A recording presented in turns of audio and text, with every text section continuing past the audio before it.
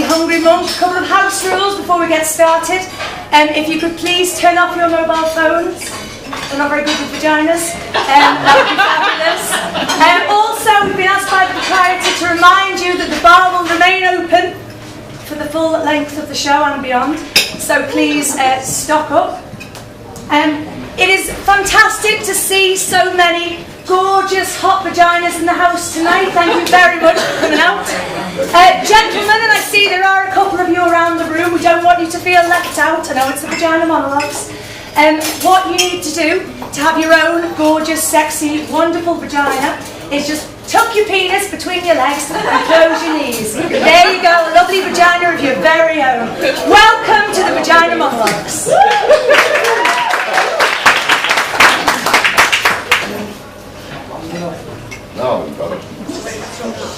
I bet you're worried. We were worried. We were worried about vaginas. We were worried about what we think about vaginas, and even more worried about what we don't think about them. We were worried about our own vaginas. They needed a context of other vaginas, a community, a culture of vaginas. There's so much darkness and secrecy surrounding them. You know, a bit like the Bermuda Triangle. No one ever reports back from there. In the first place, it's not so easy to even find your vagina. Women go weeks, months, sometimes years without looking at it. A high-powered businesswoman was interviewed, and she said she was too busy. She didn't have the time. Looking at your vagina, she said, was a full day's work. You have to get down there, on your back, in front of a mirror, full length preferred.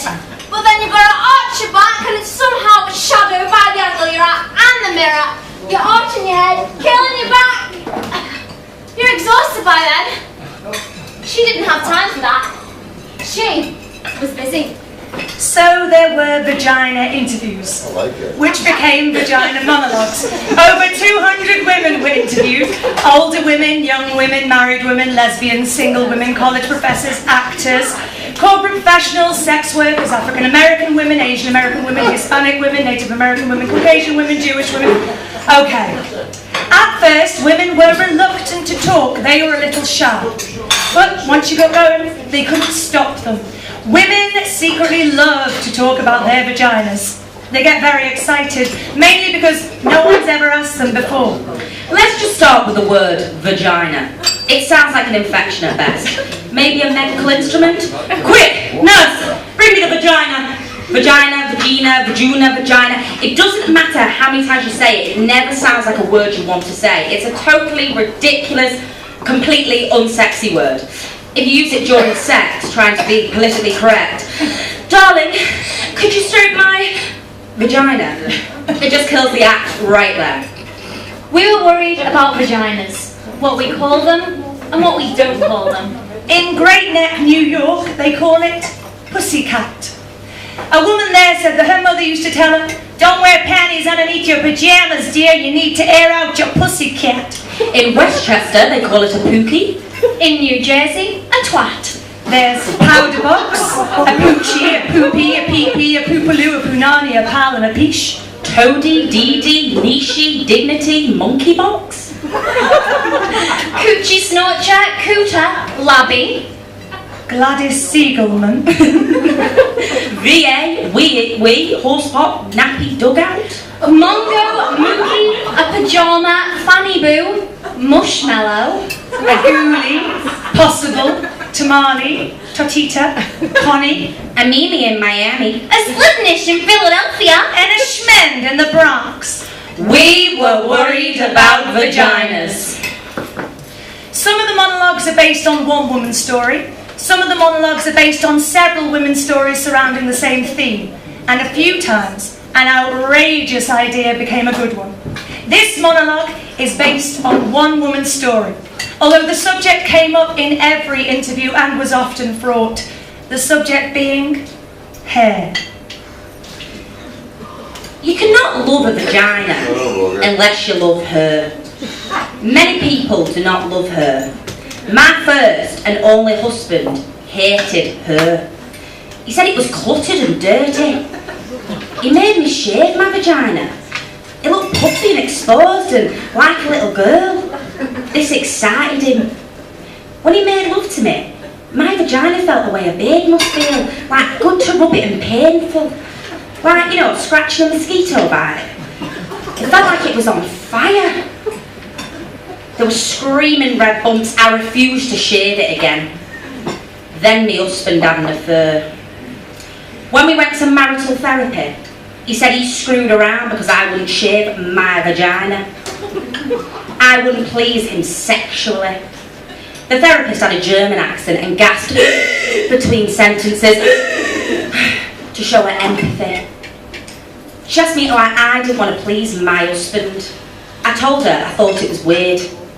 I felt little when my hair was gone down there, and I couldn't help talking in a baby voice. And the skin got irritated, and even calamine lotion wouldn't help it. She told me marriage was a compromise. I asked her if shaving my vagina would stop him screwing round. I asked her if she had many cases like this before. She said that questions diluted the process. I needed to jump in. She was sure it was a good beginning. This time, when we got home, he got to shave my vagina. It was like a therapy bonus prize. He clicked it a few times and there was a little blood in the bathtub. He didn't even notice because he was so happy shaving me. Then later, when my husband was pressing against me, I could feel his spiky sharpness sticking into my naked, puffy vagina. There was no protection. There was no fluff. I realised then that her's there for a reason. It's the leaf around the flower. It's the lawn around the house. You have to love her in order to love your vagina.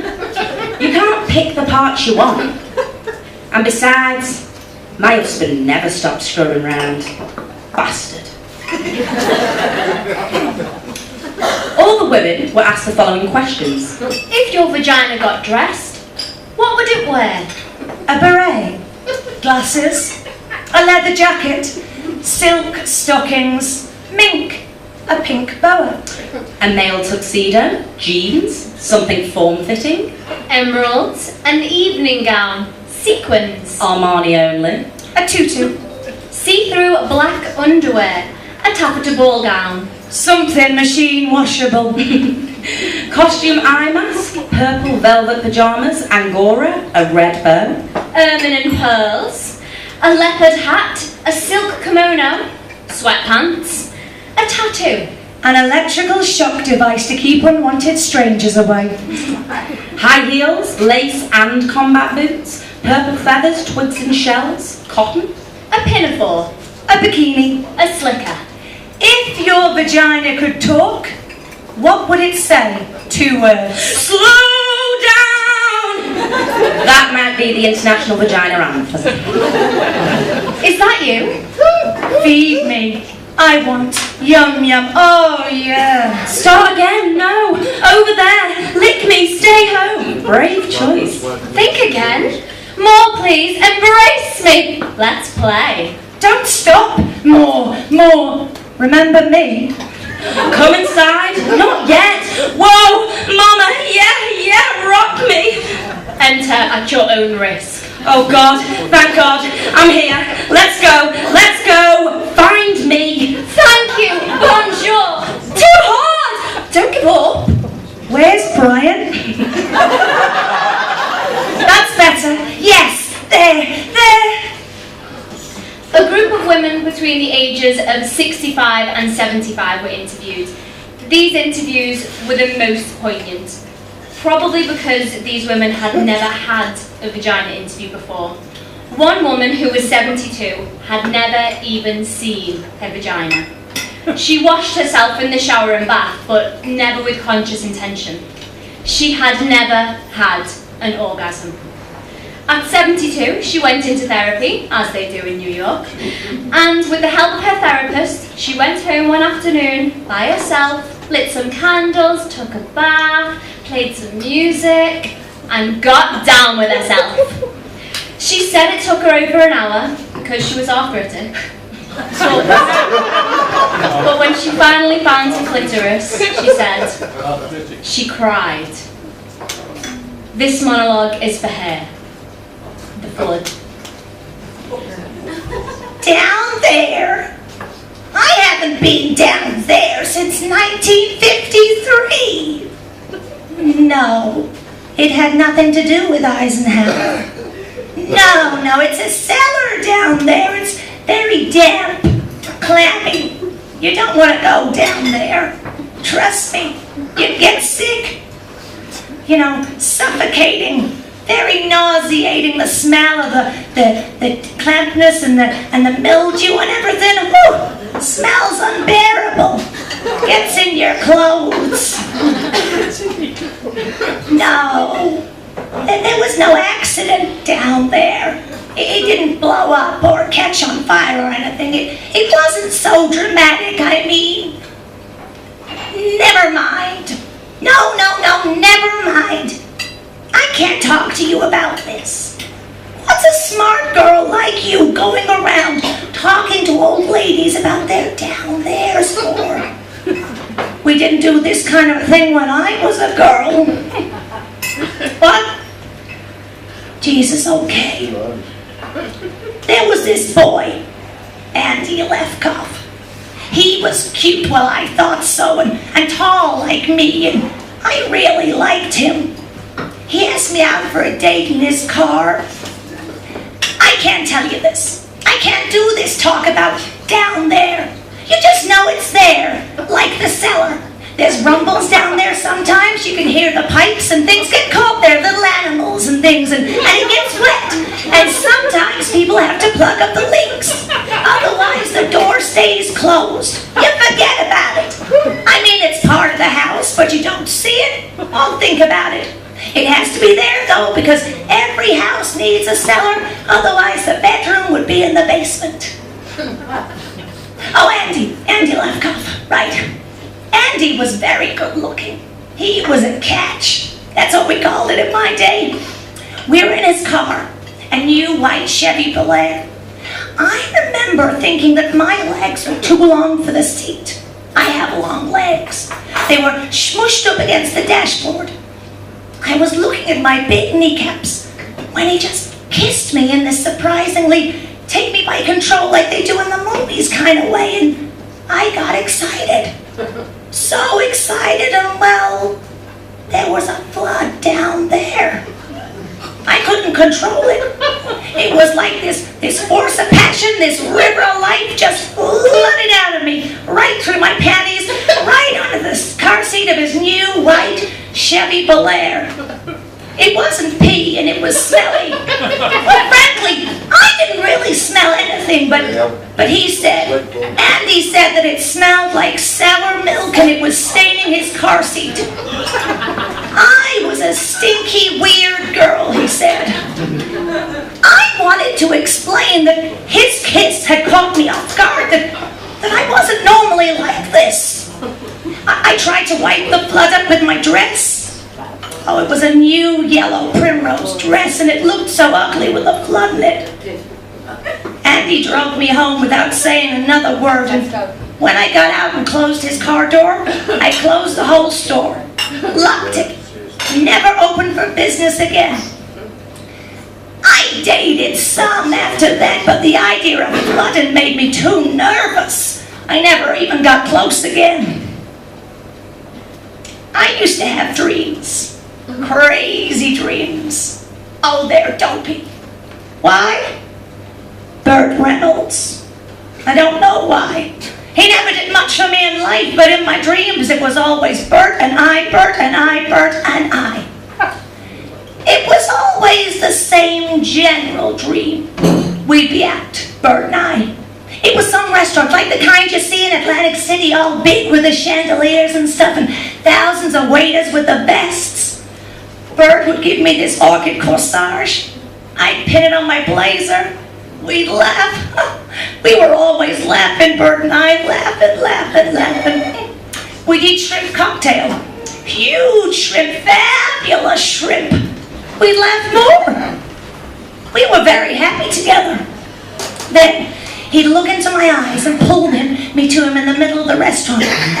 And just as he was about to kiss me, the whole restaurant would start to shake. Pigeons would fly out from under the table. I don't know what those pigeons were doing there, and the blood would come straight from down there. It would pour out of me. It would pour and pour.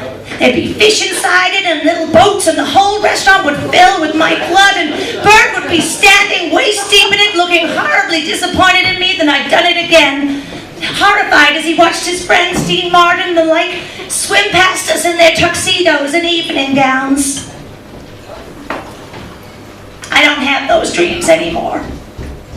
Not since they took away just about everything connected with it down there. Moved out the uterus, the tubes, the whole works. The doctor thought he was being funny. He told me, if you don't use it, you lose it. But really, I found out it was cancer. Everything around it had to go. Who needs it anyway? Highly overrated. I've done other things. I love the dog shows. I sell antiques. You ask me what it would wear. What kind of a question is that? What would it wear? It would wear a big sign. Closed due to flooding.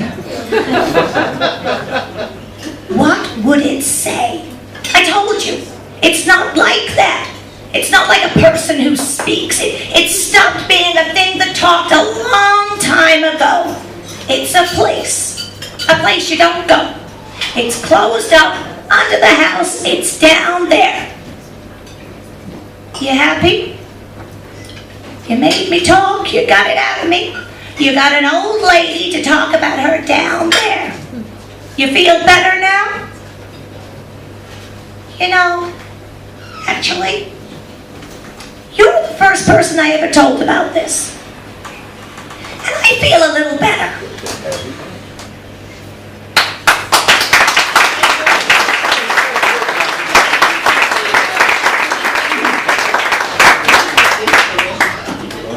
My vagina is a shell.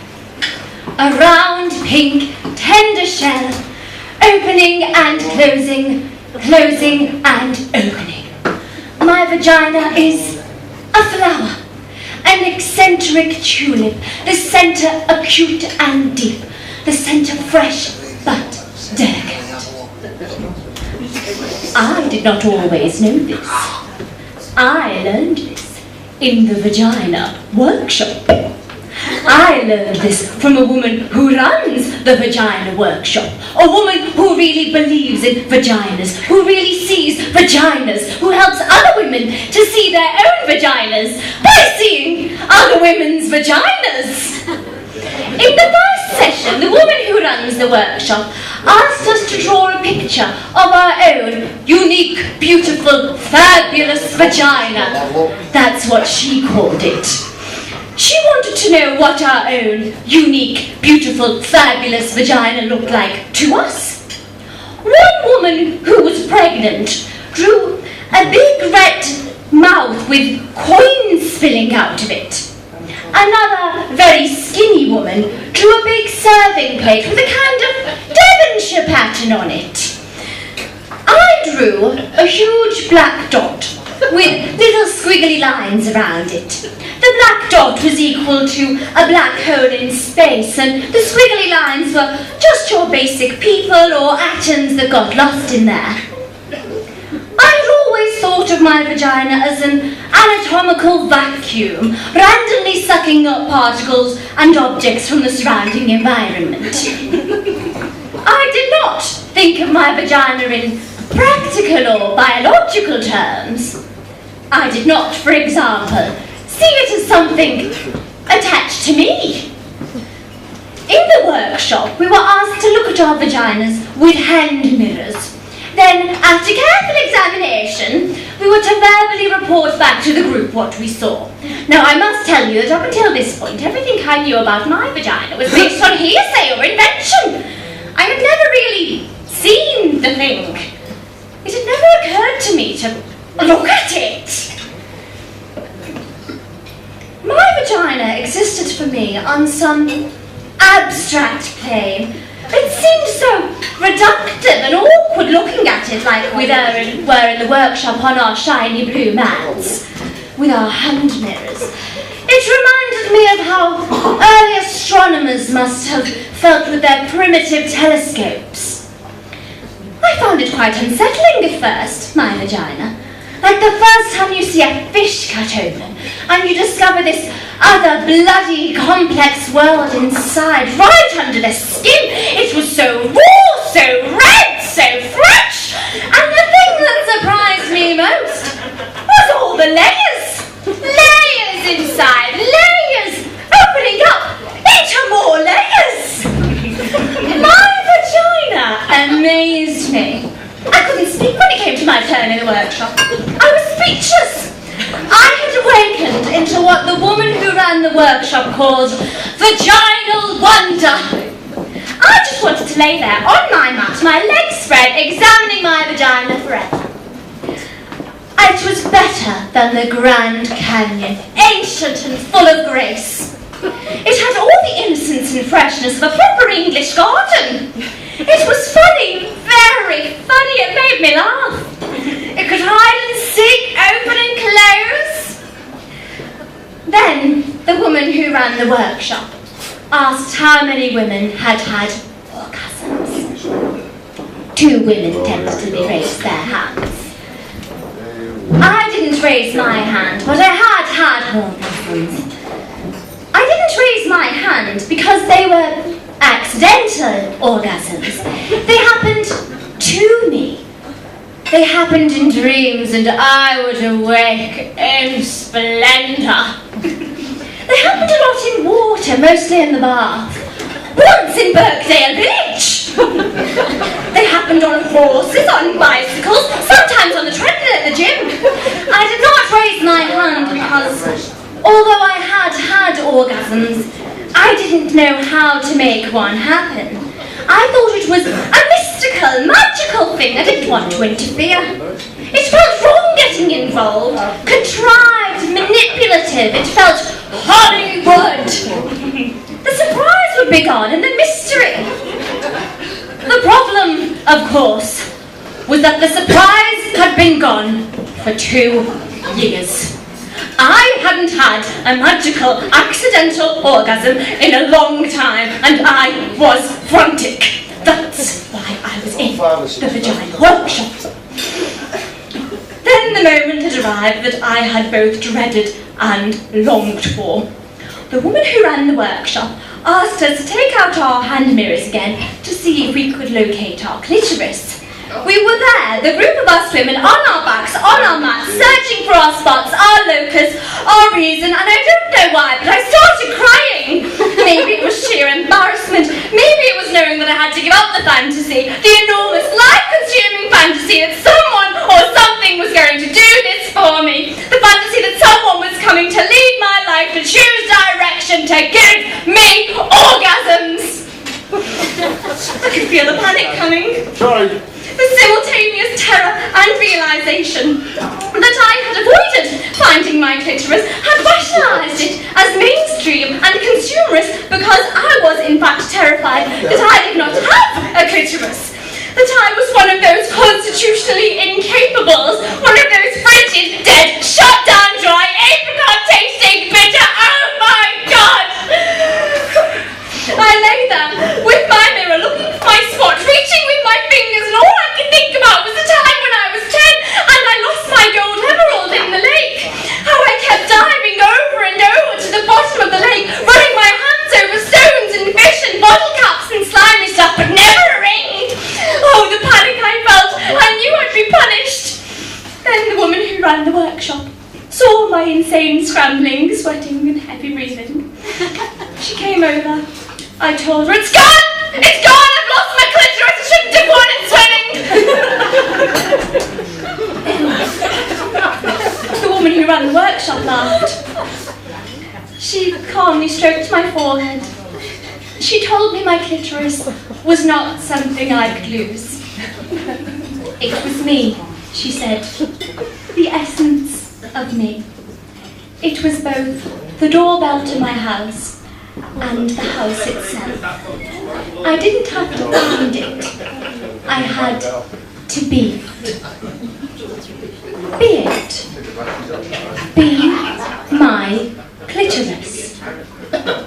be my clitoris. I lay back and closed my eyes, put the mirror down. I watched myself floating above myself. I watched as I slowly began to approach myself and re-enter. I felt like an astronaut re-entering the surface of the earth. It was very quiet, this re-entry, quiet and gentle. I bounced and landed and bounced. I came into my own muscles and blood and cells, and I slid into my vagina. It was suddenly easy, and I fit. I was all warm and pulsing and ready and young and alive. And then, without looking, with my eyes still closed, I had put my finger on what had suddenly become me. There was a little quivering at first, which urged me to stay. Then the quivering became a quake, an eruption, the layers dividing and subsiding. The quaking broke out into an ancient horizon of light and silence, which opened onto a plane of music and colour and innocence and longing, and I felt connection, calling connection, as I lay there thrashing about on my little balloon.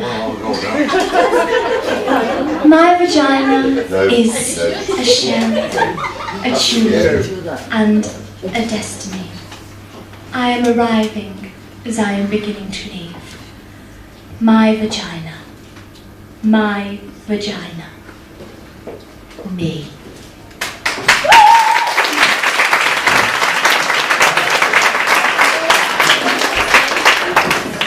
Many women were interviewed about menstruation. A choral thing began to occur, a kind of wild collective song. Women echoed one another. Their voices bled into each other. I was 12, my mother slapped me. 7 years old. My brother was talking about periods. I didn't like the way he was laughing. I went to my mother. "What's a period?" I said. "It's punctuation," she said. "You put it at the end of a sentence." My father bought me a card. To my little girl who isn't so little anymore. I was terrified.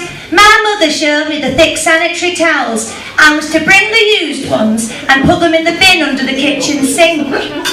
I remember being one of the last. I was 13. We all wanted it to come. I was so afraid. I started putting the towels in the brown paper bags in the dark storage places under the roof. In junior high, round drips before it came coincided with little hair under my armpits, which grew unevenly. One armpit had hair, the other didn't. I was 16, so was scared. One night, I came home late and snuck into bed without turning on any lights. My mother had found the used towels and put them between the sheets of my bed. I was 12 years old, still in my underpants, hadn't gotten dressed. Looked down the staircase, there it was. Looked down, saw blood. 7th grade, my mother sort of noticed my underwear. Then she gave me plastic diapers. My mum was very warm. "Let's get you a pad." My friend Marcia, they celebrated when she got hers. They had dinner for her. We all wanted our period. We all wanted it now. I was 10 and a half. No preparation. Brown gunk on my knickers. She showed me how to put in a tampon. I only got it in halfway. My mother told me I had to use a rag. My mother said no tampons. You couldn't put anything in your sugar dish. 15 years old. My mother said mazel tov. Then she slapped me in the face. Didn't know if it was a good thing or a bad thing. "Dear Miss Colleen, please excuse my daughter from hockey today. She has just matured." I was 15. I'd been hoping to get it. I was tall and I kept growing. Saw little red drops on pink tiles. I said, yeah. My mum was glad for me. Thought it was dreadful. I'm not ready. I got back pains. I got honey. Our director's grandmother said to her, "Don't wash your hair when you're on your period, Queen. You'll go mental." Here is a...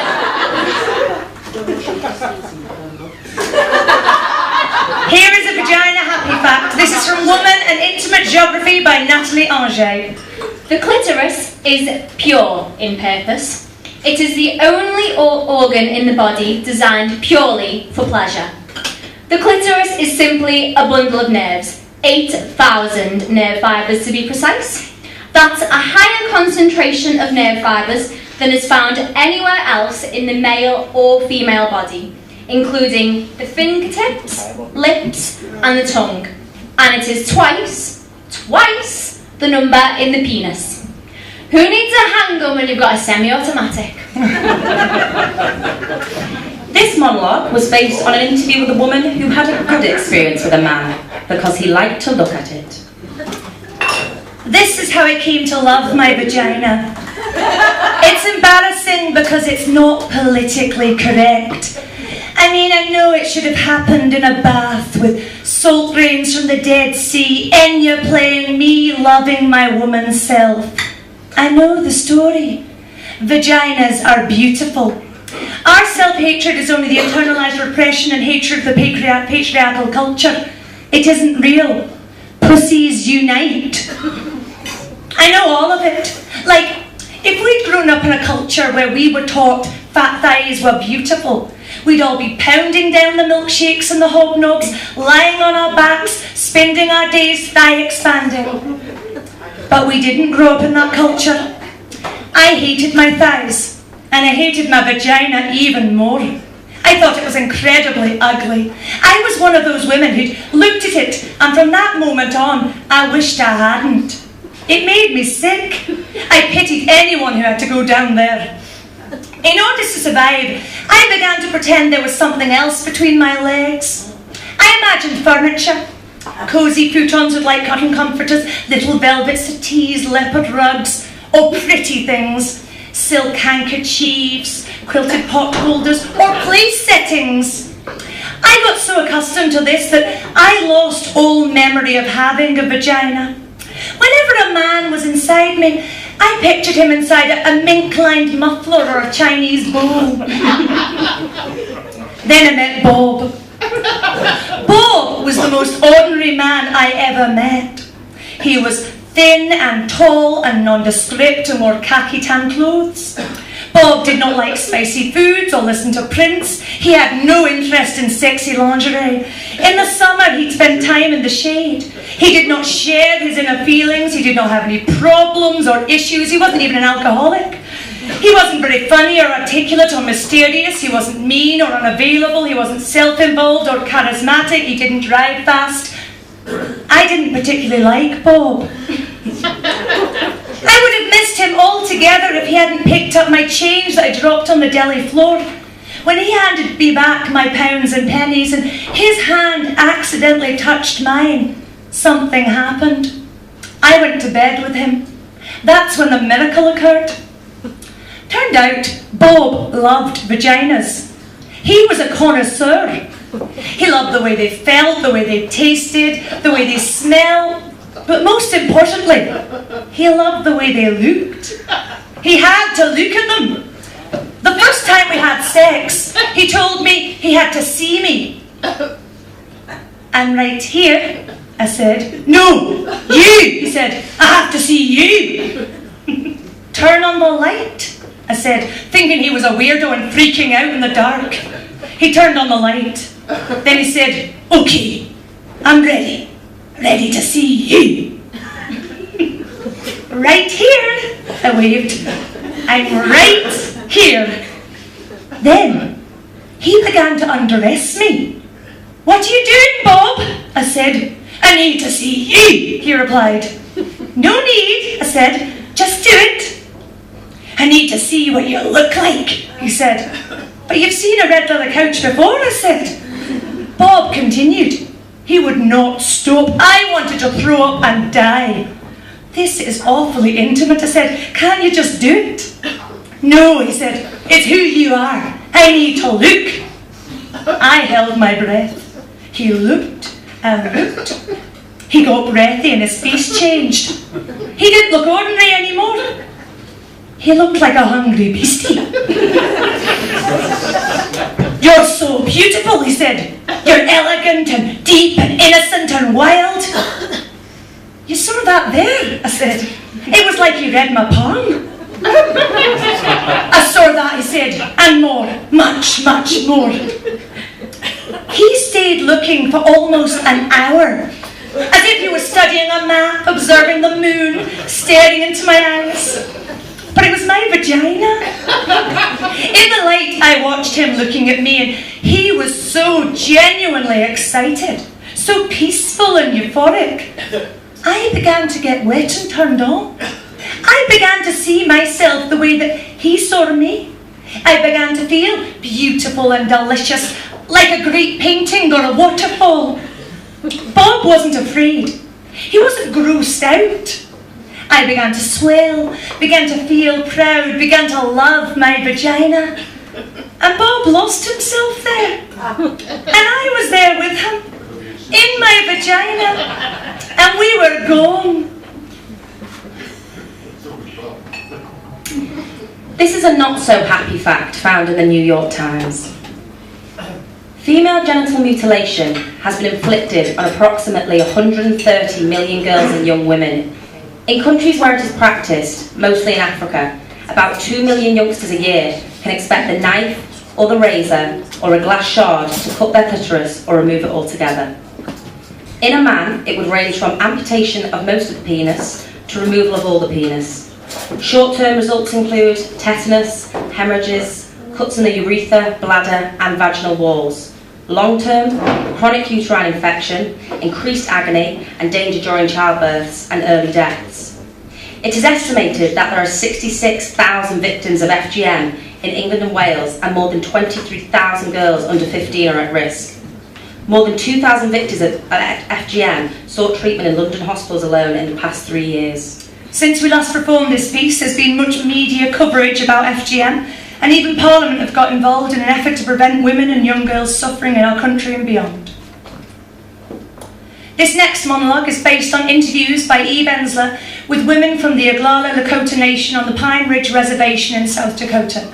Their stories reflect the challenges that Native American women face every day living in isolation and without resources. According to the US Bureau of Justice Statistics, the average annual rate of rape and sexual assault amongst American Indian women is 3.5 times higher than all other races. Crooked braid. He wanted to go out. He said to me, "You stay home." I said, "I want to go out." He said, "You have a baby." I said, "It's our baby." I laid the baby down. He probably felt my tension because he was whimpering, the baby.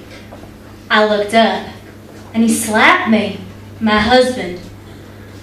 Not a blast to knock your eyes blue. That came later. It was a smack, a hard domestic smack. He looked at me. He was smiling. I couldn't believe it. He was smiling. He slapped me again. His dad was vicious to his mother. I saw him smile. What was that? He was the nicest person. He had long black hair. Combing his long hair when we made love got it loose before. He took me to the dinner, made me go out with his boss. I didn't want to go. He kicked me under the table, told me to look happy, told me to smile. I smiled. He kicked me again, asked me who I was trying to fuck, asked me to stop coming on to everyone. I stopped smiling. He kicked me again. This went on and on. Outside the restaurant, he grabbed my hair and pulled me down to the curb. It had been snowing. He buried me in snow. He pounded me in the gutter. The snow was melting. It was sloppy and mud. My hair felt like it was bleeding. I ran to... He was drinking, I was too. I must have blacked out. I woke up in the hospital after 5 brain surgeries. My hair was gone. They shaved it off. I had to relearn to talk and move my arms. It took me 4 months to remember how to cook breakfast. I remember putting the egg in the frying pan with the bacon. I knew the egg felt right. I just didn't know how to crack it open. Just the egg in the frying pan in its shell. My head was bald. After 18 years, he beat me. In the morning, when he was so nice again, I would braid his long hair.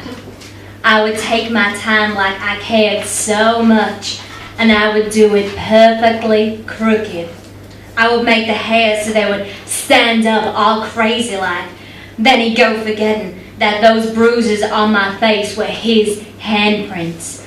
He'd walk all cocky in the street, all macho in the road, but his braid would be so crooked and look so stupid and wrong. That shouldn't have made me that happy. It really shouldn't have made me that happy. Heard that he was out with a woman, making love, and she was fluffing his hair when he was wild on top of her. He came home much later and his hair was braided up all right and tight. He passed out from drinking. Then I got up with scissors as he snored and slowly walked to him and just cut the braid off, completely off, and put it in his hand so that when he woke up he screamed, "What the fuck, I'm gonna kill you!" And he jumped up. But I'd tied his shoes together so he couldn't run. I didn't go back to him for 3 years until I knew his hair grown out again. I didn't want to have sex with him. He was drunk. I was just a piece of meat to him, a big hole. I tried to pretend to be asleep. He elbowed me, jerked me, pulled me up. I remember thinking, just get it over with. He was soft and kept pumping and pumping until I got sore. I said it didn't feel good. He said, "Who were you with? Was he bigger than me? Did you like it?" You're like a mouse with a lion. You have to move fast to the door. He picked me up like I was a rat. His eyes were numb. I could hear my son screaming. His mouth was open and his tonsils, I could see his tonsils. My husband beat the shit out of me. He wrapped my long black hair around his hand, jerked my head. I tried to get my son. "That's not your son," he said, holding my hair in his hand. "That's not your son anymore." Now he calls me in the middle of the night, weeping. He didn't mean to beat his wife. He didn't mean to batter her. He's suicidal. He knows what his mother went through. But he can't stop. My son. They took our land. They took our ways. They took our men. We want them back.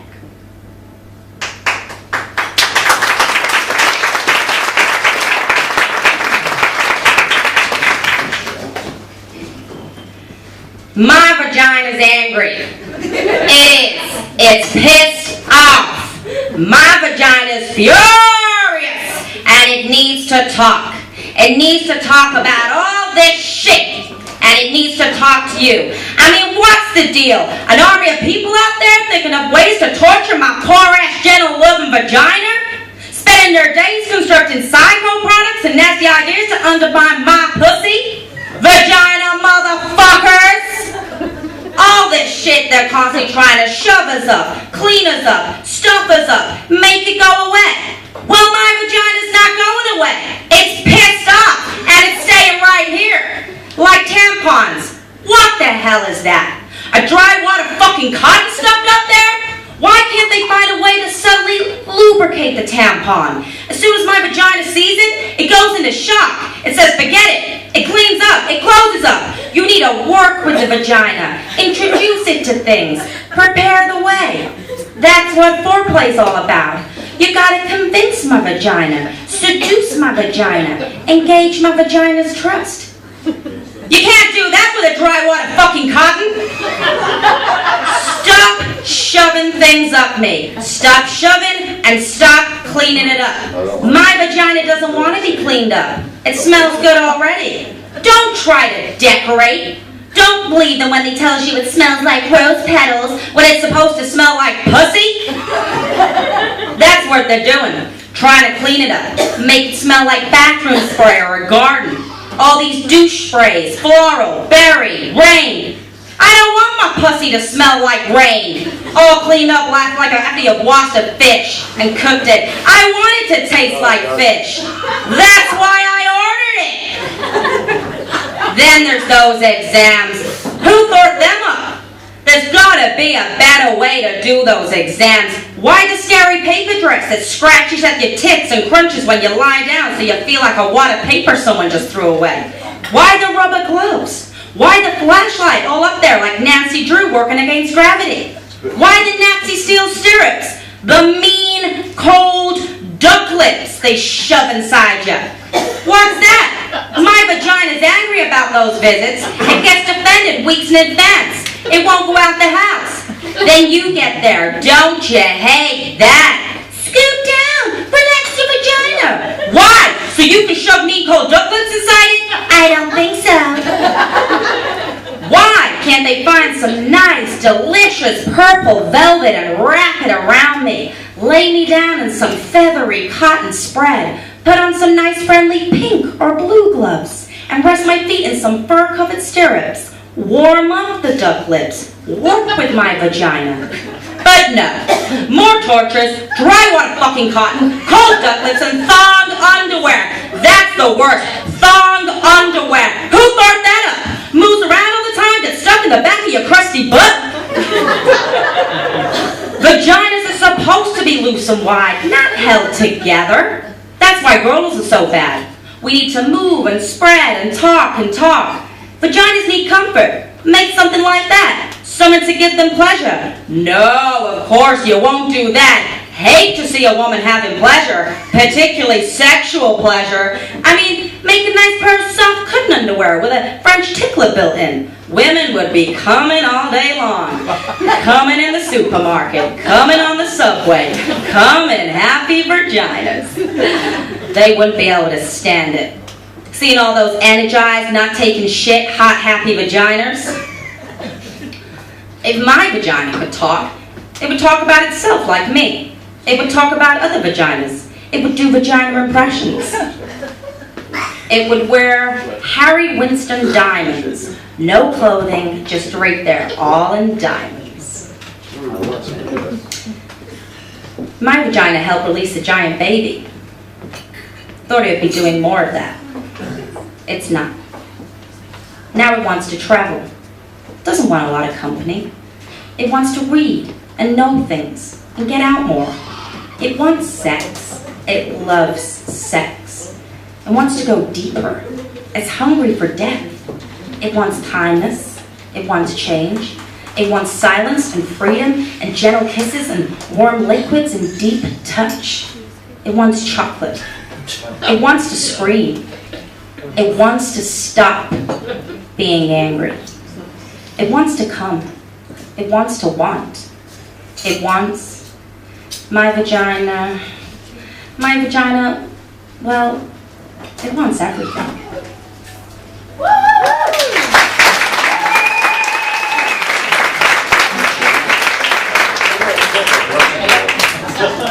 In 2000, Eve Ensler travelled to Afghanistan. There she witnessed firsthand what misogyny would look like if it were to totally fulfill itself. Under the Taliban, women were essentially living the lives of walking corpses. This monologue is for the brave, tender, fierce women of Afghanistan who not only survived but kept their country alive. The piece is not about the burqa per se, but it's about a time and a place when women had no choice under the burqa. Imagine a huge, dark piece of cloth hung over your entire body like you were a shameful statue. Imagine there's only a drop of light, enough to know there's daylight for others. Imagine it's hot, very hot. Imagine you are being encased in cloth, drowning in fabric, in darkness. Imagine you are begging in this bedspread, reaching out your hand inside the cloth which must remain covered, unpolished, unseen, or they might smash it or cut it off. Imagine no one is putting rupees in your invisible hand because no one can see your face, so you do not exist. Imagine you cannot find your children because they came for your husband, the only man you ever loved, even though it was an arranged marriage, because they came and shot him. You tried to defend him, and they trampled you, 4 men on your back in front of your screaming children. Imagine you went mad, but you didn't know you were mad because you hadn't seen the sun in years. And you remembered your 2 daughters vaguely, the way you remembered Sky.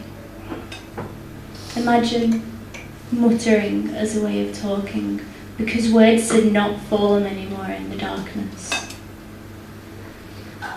And you did not cry because it got too hot and wet in there.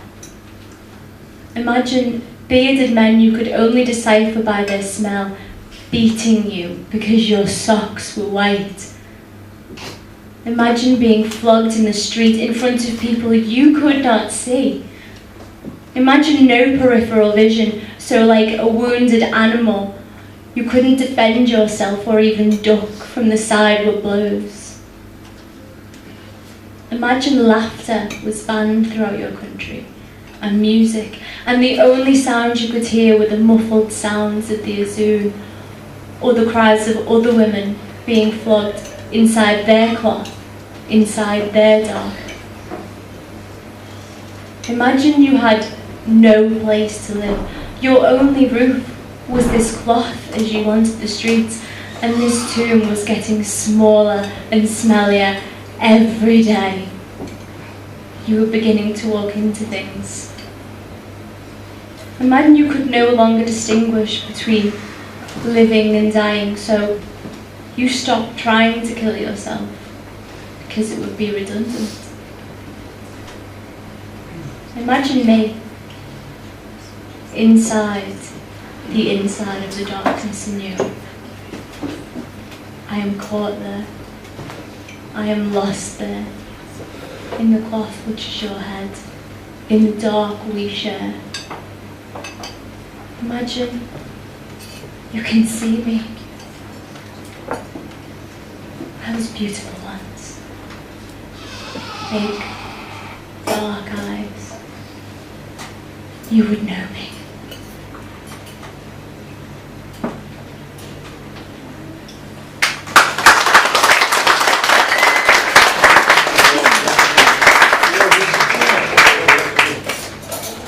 In hundreds of interviews with homeless women in the last 13 years, only 1 woman was not sexually abused as a little girl or raped as a young woman. For most of these women, home is a very scary place, a place they have fled. The shelters are ironically the first places many of them ever find safety, protection or comfort. This is a woman's story as she told it. What isn't in the story is the fact that this woman met another woman in a shelter and they fell in love, and through their love, they both got out of the shelter system. The little coochie snorcher that could. Memory, December 1965, 5 years old.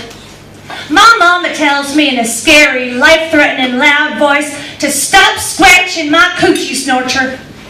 I become terrified that I've scratched it off down there. I do not touch myself again. Even in the bath, I'm afraid of the water getting in and filling me up so I explode. I put Band-Aids over my coochie to cover the hole, but they fall off in the water.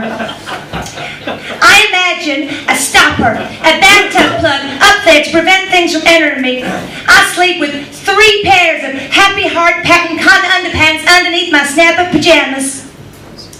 I still want to touch myself sometimes, but I don't. Memory, 7 years old. Edgar Montaigne, who is 10, gets angry at me and punches me with all his might between my legs. It feels like he breaks my entire self. I limp home. I can't pee.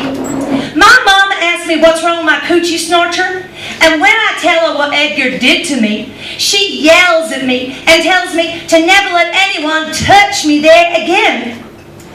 I try to explain that he didn't touch it, Mama. He punched it. Memory, 9 years old. I play on the bed, bouncing and falling and impale my coochie snorcher on the bedpost. I make high-pitched screaming noises that come straight from my coochie snorcher's mouth. I get taken to the hospital and they sew it up down there from where it's torn apart. Memory, 10 years old. I'm at my pa's house and he's having a party upstairs. Everyone's drinking. I'm playing alone in the basement and I'm trying on my new cotton white brown panties that my pa's girlfriend gave me. Suddenly, my pa's best friend, this big man Alfred, comes up from behind and pulls my new underpants down and sticks his big hard penis into my coochie snorcher. I scream. I kick. I try to fight him off, but he already gets it in. My pa's there then, and he has a gun, and there's a loud, horrible noise, and then there's blood all over Alfred and me. Lots of blood. I'm sure my coochie snorcher's finally fallen out. Alfred's paralyzed for life, and my mama doesn't let me see my pa again for 7 years. Memory. 13 years old. My coochie snorcher is a very bad place. A place of pain, nastiness, punching, invasion, and blood. It's a site for mishaps. It's a bad luck zone. I imagine a freeway between my legs and I am traveling, going far away from here. Memory. 16 years old. There's this gorgeous 24-year-old woman in our neighborhood and I stare at her all the time. One day she invites me in her car. She asks me if I like to kiss boys and I tell her I do not like that. Then she says she wants to show me something. And she leans over and kisses me so softly on the lips with her lips. And then she puts her tongue in my mouth. Wow. She asks me if I want to come over to her house, and then she kisses me again and tells me to relax, to feel it, to let our tongues feel it. She asks my mama if I can spend the night, and my mama is delighted that such a beautiful, successful woman has taken an interest in me.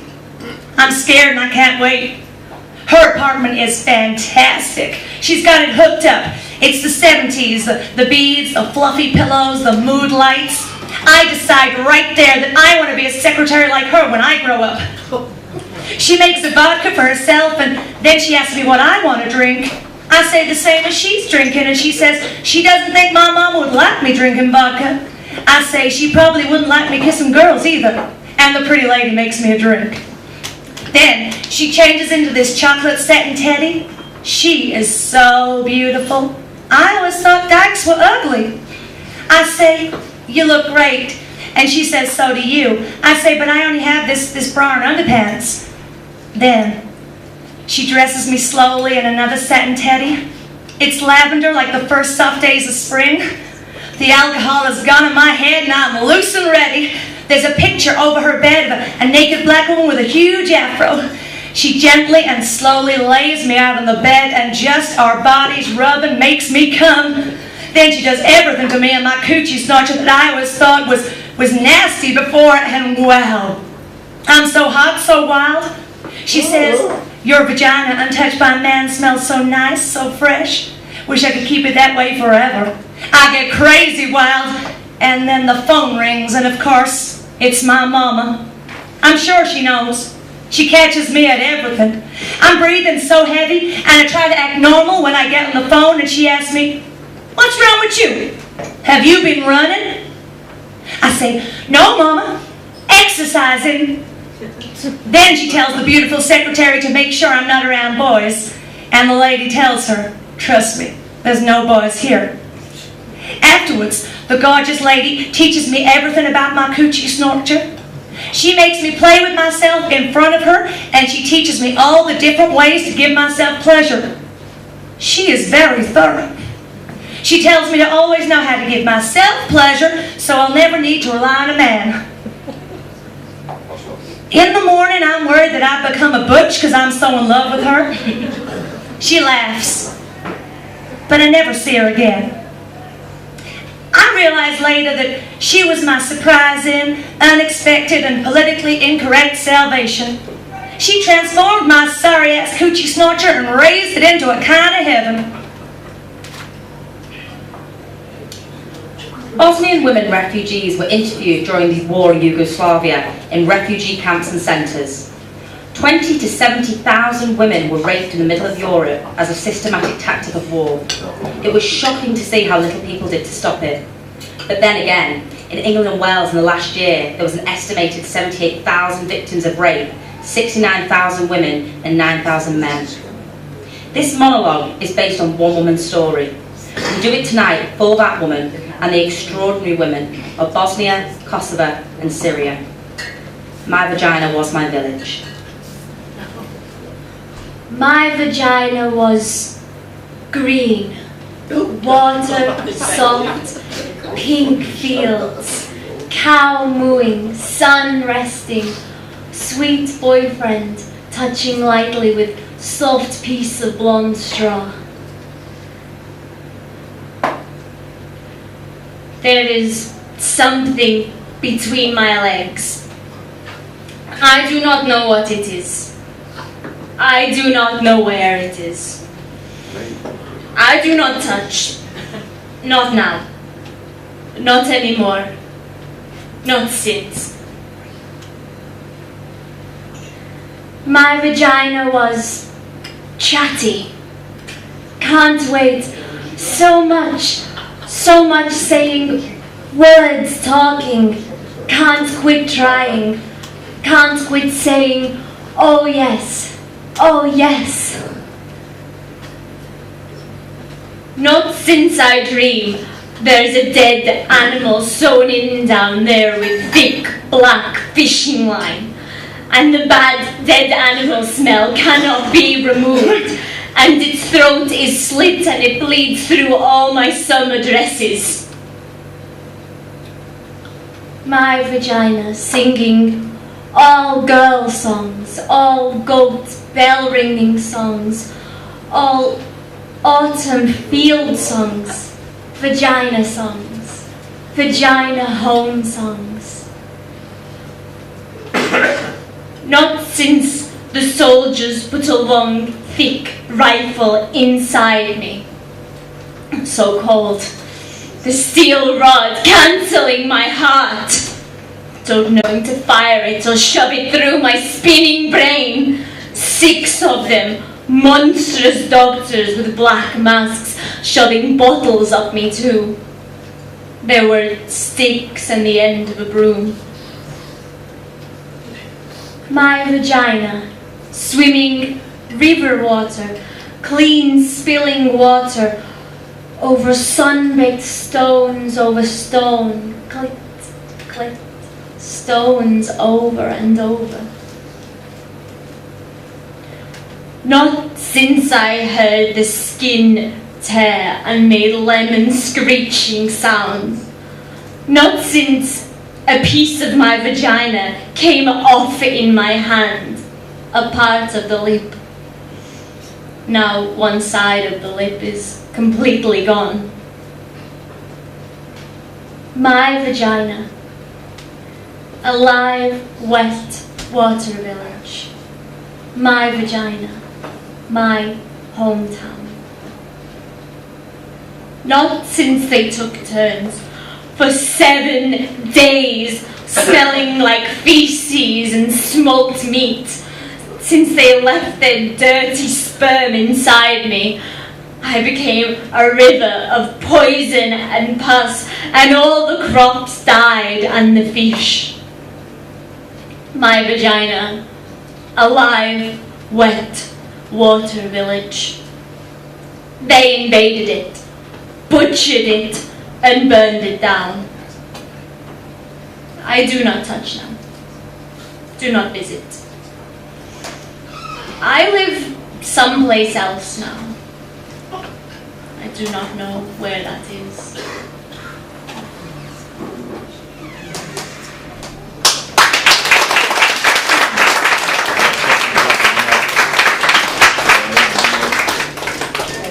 What does your vagina smell like?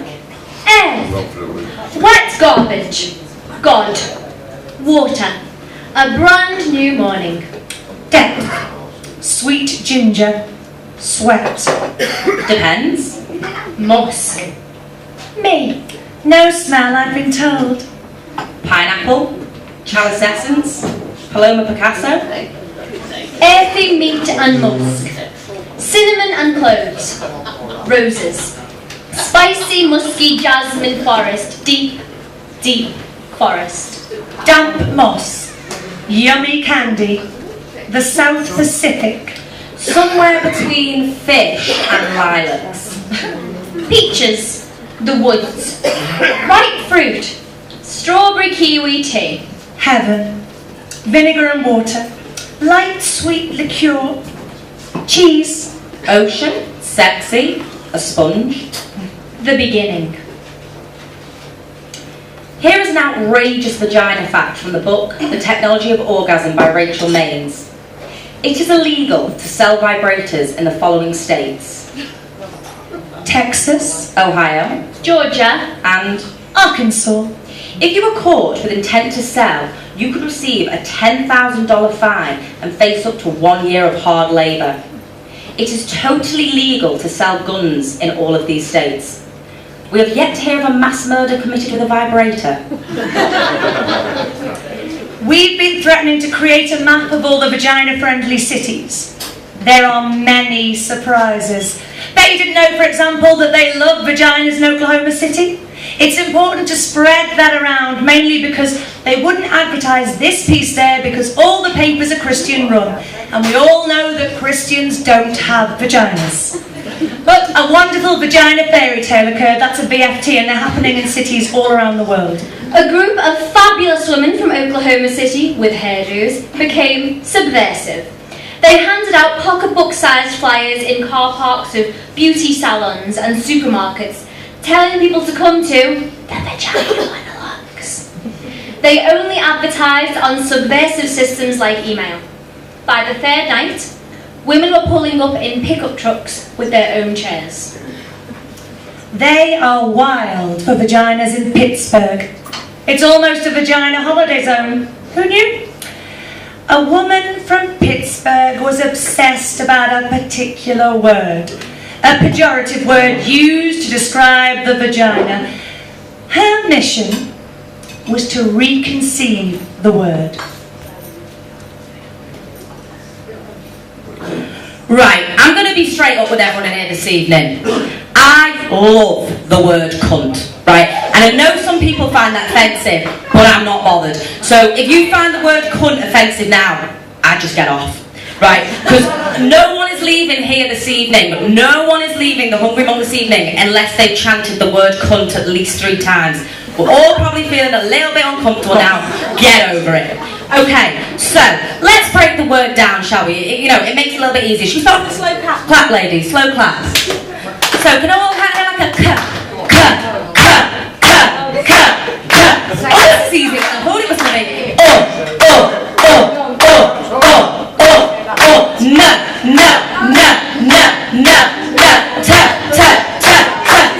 Right, now we can just start chanting the word because we've, spelled it out.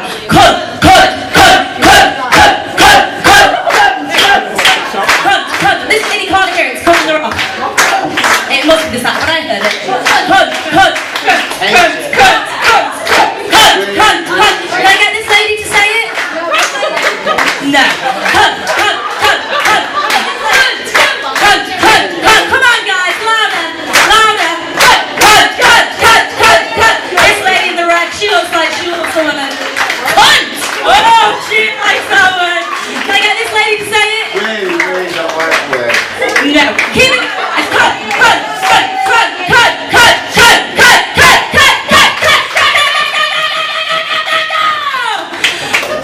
Don't you feel better?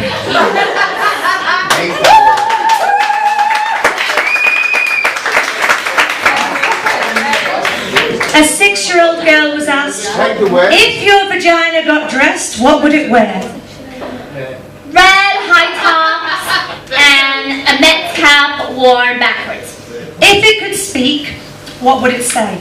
It would say words that begin with V and T. Turtle and violin are examples.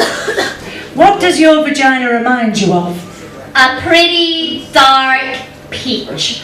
Or a diamond I found from a treasure, and it's mine. What's special about your vagina? Somewhere deep inside, it has a really smart brain. What does it smell like? Snowflakes. sex workers have rich, compelling, complex relationships with their vaginas. This particular woman blows my mind. She was a sex worker, but she only did sex work with women. The woman who loved to make vaginas happy. I love vaginas. I love women. I do not see them as separate things. Women pay me to dominate them, to excite them, to make them come. I did not start out like this, no. To the contrary, I started out as a lawyer. But in my late 30s, I became obsessed with making women happy. It began as a mission of sorts, then I got involved in it. I got very good at it. It was my art. I started getting paid for it. It was as if I had found my calling. I wore outrageous outfits when I dominated women, lace and silk and leather. And I used props, whips, handcuffs, rope dildos. There was nothing like this in tax law. There were no props, no excitement, and I hated those blue corporate suits. Although I wear them now from time to time in my new line of work, and they do serve quite nicely. There were no props in corporate law, no wetness, no dark mysterious foreplay, no erect nipples, no delicious mouths. But mainly, there was no moaning. Not the kind I'm talking about anyway. This was the key, I see now. Moaning was the thing that ultimately seduced me and got me addicted to making women happy.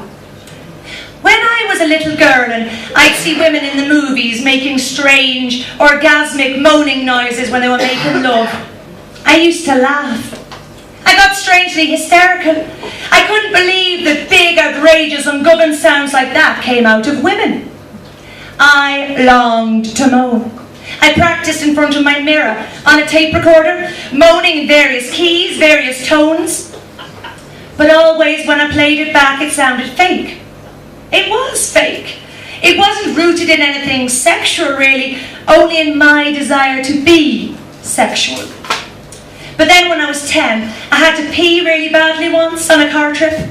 It went on for almost an hour, and when I finally got to pee in this dirty little service station, it was so exciting.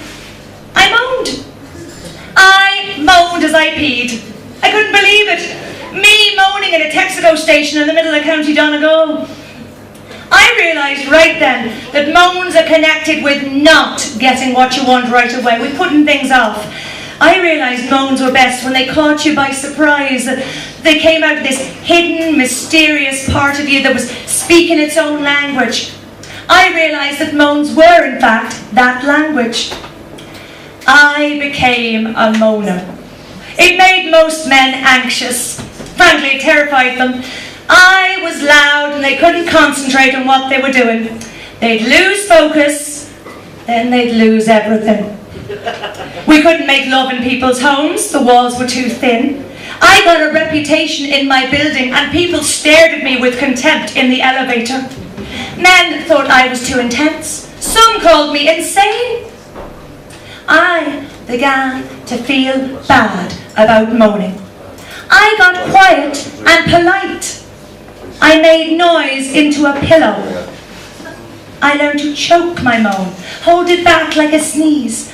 I began to get headaches and stress-related disorders. I was becoming hopeless when I discovered women.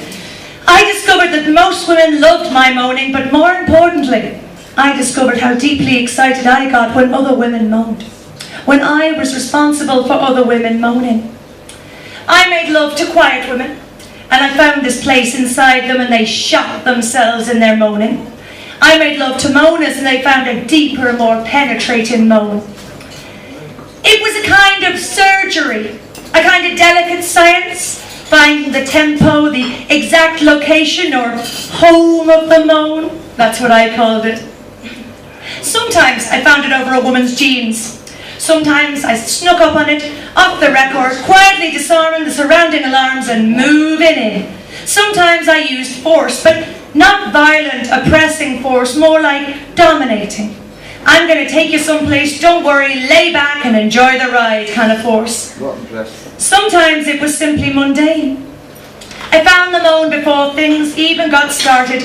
While we were eating salad or chicken, just casual, just right there with my fingers. Here it is, like that, real simple, all mixed up with the balsamic vinegar. Sometimes I used props. I loved props. Sometimes I made the woman find her own moan in front of me. I waited, stuck it out until she opened herself. I wasn't fooled by the minor, more obvious moans. No. I pushed her further, all the way to her power moan. There's the click moan. Oh, oh, oh, oh, oh. The vaginal moan. Oh, oh, oh, oh, oh. The combo clit vaginal moan. Oh, oh, oh, oh, oh, oh, oh, oh, oh. There's the almost moan.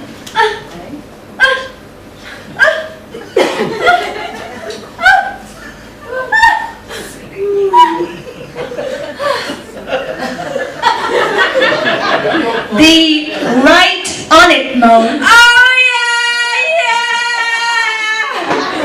The elegant moan. The Tina Turner moan. Simply the best. The wasp moan.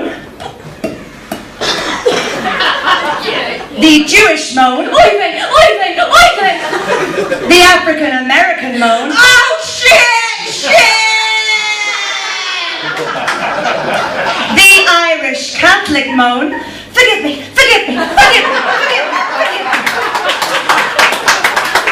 The mountaintop moan. The baby moan. The doggy moan. The birthday moan.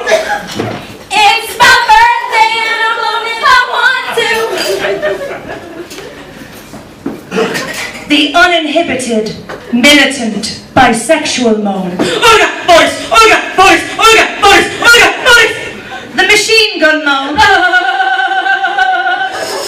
The tortured Zen moan. The diva moan. The twisted toe orgasm moan. Ooh, ooh, ooh, ooh, ooh. And finally, the surprise. Triple orgasm moan.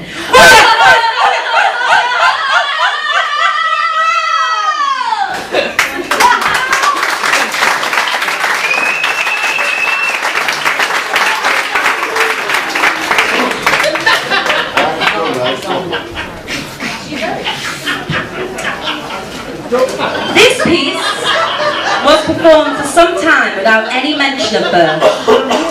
This was a bizarre omission. But then again, a male journalist recently asked, what's the connection? Our author, Eve Ensler, was present for the birth of her granddaughter. She was in awe of vaginas before that moment. She's in deep worship now.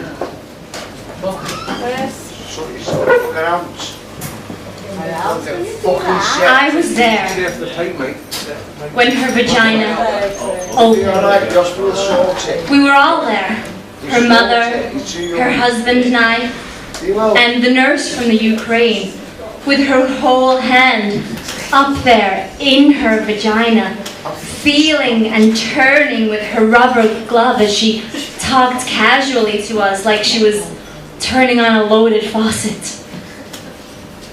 I was there in the room when her contractions made her crawl on all fours, made unfamiliar noises leak out of her pores. And still there, after hours, when she screamed suddenly, wild, arms striking at the electric air. I was there when her vagina changed from a shy, sexual hole to an archaeological tunnel, a sacred vessel, a Venetian canal, a deep well with a tiny stuck child inside, waiting to be rescued. I saw the colors of her vagina. They changed. saw the bruised, broken blue, the blistering tomato red, the grey pink, the dark, saw the blood like perspiration along the edges, saw the yellow, white liquid, the shit, the clots, pushing out all the holes, pushing harder and harder, saw through the hole, the baby's head, scratches of black hair, saw it just there behind the bone, a round, hard memory, as the nurse from the Ukraine kept turning and turning her slippery hand.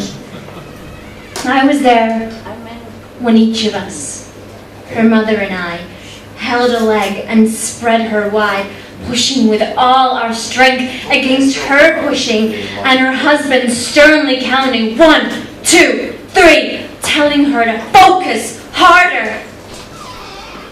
We looked into her then. We couldn't get our eyes out of that place. We forget the vagina, each of us. What else would explain our lack of awe, our lack of reverence? I was there when the doctor reached in with the Alice in Wonderland spoons, and there, as her vagina became a wide, operatic mouth singing with all its strength, first the little head, then the great flopping arm, then the fast swimming body swimming quickly into our weeping arms. I was there later, when I just turned and faced her vagina. I stood and let myself see her all spread, completely exposed, mutilated, swollen, torn, bleeding all over the doctor's hands who was calmly sewing her there. I stood, and her vagina suddenly became a wide, red, pulsing heart. The heart is capable of sacrifice. So is the vagina. The heart is able to forgive and repair. So is the vagina. It can change its shape to let us in. It can expand to let us out. So can the vagina. It can ache for us and stretch for us, die for us, and bleed us into this difficult, wondrous world. I was there in the room. I remember.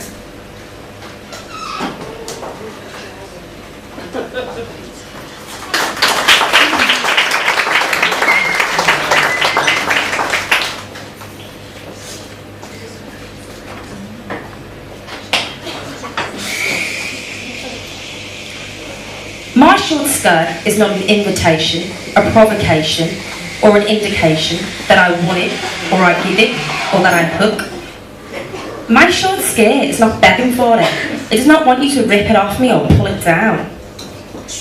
My short skirt is not a legal reason for raping me. Although it has been before, it will not hold up in the new court. My short skirt, believe it or not, has nothing to do with you. My short skirt is about discovery.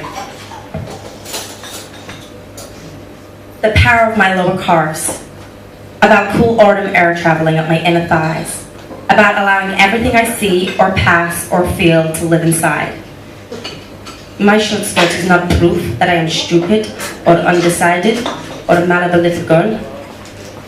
My short skirt is more defiance. I will not let you make me afraid. My short skirt is not showing off. This is who I am. Before you make me cover it or tone it down, get used to it. My short skirt is happiness. I can feel myself on the ground. I am here. I am hot. My short skirt is a liberation flag in the women's army. I declare these streets, any streets, my vagina's country.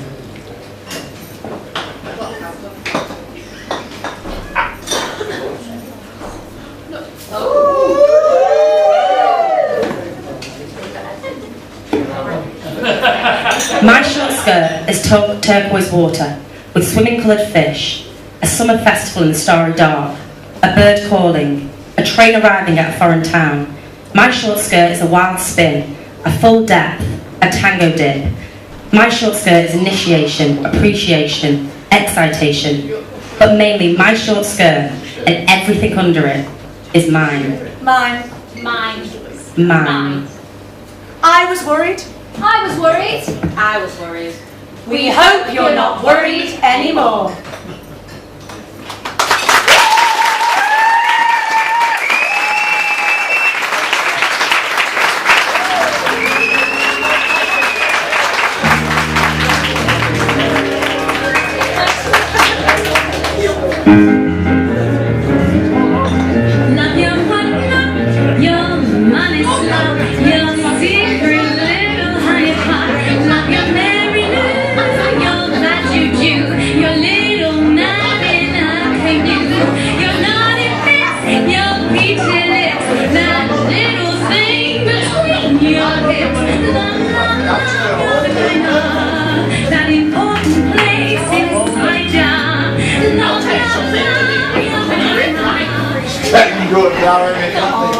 When I was a young girl, my boyfriend, he left me.